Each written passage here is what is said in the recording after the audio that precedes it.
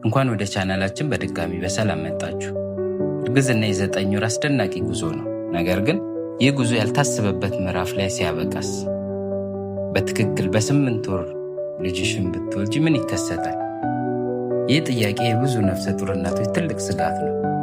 በዚህ ቪዲዮ በ8 ወር መውለድ ምን ማለት እንደሆነ፣ በሕፃኑ ላይ የሚኖረውን ተጽዕኖና እናት ምን አይነት እንክብካቤ እንደሚያስፈልጋት በሳይንሳዊ መረጃዎች ላይ ተመስርተን እውነታን እንመለከታለን። ከዚህ በተጨማሪም ኒኩ ወይንም የሕፃናት ማቆያ ውስጥ ስለሚሰጡ የሕፃናት እንክብካቤና ወሳኝ የሆኑ ምልክቶችን እናያለን። ለጤናማ እርግዝና ቁልፍ የሆኑ መረጃዎችን ለማግኘት የእርግዝና መረጃዎች ወይንም ዲጂታል ሚድዋይፍ ኢትዮጵያ የሚለውን ቻናላችንን ሰብስክራይብ፣ ላይክ፣ ኮመንት በማድረግ የዘወትር አጋርነትዎን ያሳዩን። በሕክምና ቋንቋ ከ38 ሳምንት እርግዝና በፊት የሚደረግ ልደት ቅድመ ወሊድ ይባላል። ስለዚህ በ8 ወር ማለትም ከ32 እስከ 36 ሳምንታት መካከል የሚወለድ ሕፃን ዘግይቶ የተወለደ ቅድመ ወሊድ ወይንም ሌት ፕሪተርም ተብሎ ይመደባል። በዚህ ጊዜ ሕፃኑ አብዛኛውን የአካላቱን ክፍሎች አዳብሯል።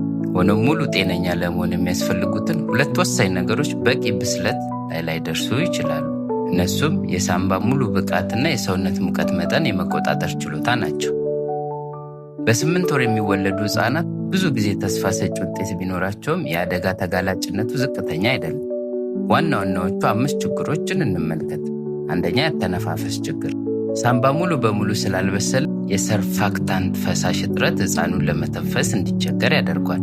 ይህም የቅድመ ወሊድ ልደት ዋነኛ ችግር ነው። ሁለተኛ፣ የሙቀት መቆጣጠር ችግር ነው። በቂ ስብ ባለማከማቸቱ ምክንያት ሕፃኑ በቀላሉ ይቀዘቅዛል። የሰውነት ሙቀቱን ለመጠበቅ የኒኩ ወይንም የሕፃናት ክፍል እንክብካቤ ያስፈልጓል። ሶስተኛ፣ የአመጋገብ ችግር ነው። የመጥባትና የመዋጥ ሪፍሌክስ ሙሉ ስላልሆነ በቧንቧ ሊመገቡ ወይንም በአፍንጫቸው በቱቦ ምግብ ሊሰጣቸው ይችላል። አራተኛው ጃውንዲስ ነው። የጉበት ብስለት ባለመጠናቀቁ ምክንያት የቆዳ ቢጫነት ሊታይ ይችላል። አምስተኛ፣ የረጅም ጊዜ ችግሮች ናቸው። አልፎ አልፎ የመማር ችግር፣ የአይን ወይም የመስማት ችግር ሊገጥመው ይችላል። ምጥ እንደጀመረ ከተጠረጠረ የመጀመሪያ እርምጃ ወዲያውኑ ወደ ሆስፒታል መሄድ ነው።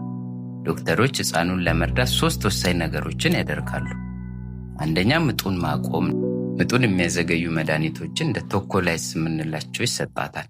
ሌላኛው የሳምባ እድገትን ማፋጠን ነው። ቤታሜታሶን የተባለውን መርፌ በመስጠት የሕፃኑ ሳምባ በፍጥነት እንዲያድግ ማድረግ ነው። ሶስተኛው አእምሮን መከላከል ነው። ማግኒዥየም ሰልፌት በመስጠት የሕፃኑን አእምሮ ከጉዳት የመጠበቅ እንክብካቤ ይደረጋል ማለት ነው። ወላጆች ማወቅ ያለባቸው ነገር በኒኩ ውስጥ ያለው የባለሙያዎች ቡድን ሕፃኑን በመንከባከብ በአብዛኛው እነዚህ ሕፃናት ሙሉ ጤነኞች ሆነው ያድጋሉ። ስለዚህም የባለሙያዎችን ምክር በትጋት መተግበር አስፈላጊ ነው። እነዚህ የቅድመ ወሊድ ምጥ ምልክቶች ከታዩ ወዲያውኑ ወደ ሆስፒታል ይሄዱ። መደበኛና እየጠነከረ የሚሄድ ምጥ ወይንም ቁርጠት፣ የውሃ መፍሰስ፣ የእንሽርቷ የምንለው መፍሰስ ካለ፣ ያልተለመደ የብልት ደም መፍሰስና የታችኛው ጀርባ ላይ የማያቋርጥ ህመም ነው። በ8 ወር መውለድ አስፈሪ ቢሆንም ወቅታዊና ትክክለኛ የሕክምና እንክብካቤ ሲገኝ አብዛኞቹ ስጋቶችን መከላከል ይቻላል። የዛሬው ቪዲዮ ጠቃሚ መረጃ እንደሰጣችሁ ተስፋ አደርጋለሁ። በ8 ወር እርግዝና ላይ ያላችሁ ልምድን ወይም ስጋት ካለ ከታች ባለው አስተያየት መስጫ ቦታ አጋሩኝ። ይህ ቪዲዮ ለሌሎች እናቶች ይጠቅማል ብላችሁ ካሰባችሁ ላይክ ያድርጉት እና ከዚህ የበለጠ ጤና ነክ መረጃ እንዳያመልጣችሁ ቻናላችንን ሰብስክራይብ ያድርጉና የደወል ምልክቷን ይጫኑ። ጤናማና ደስተኛ እርግዝና እንመኝላችኋለን።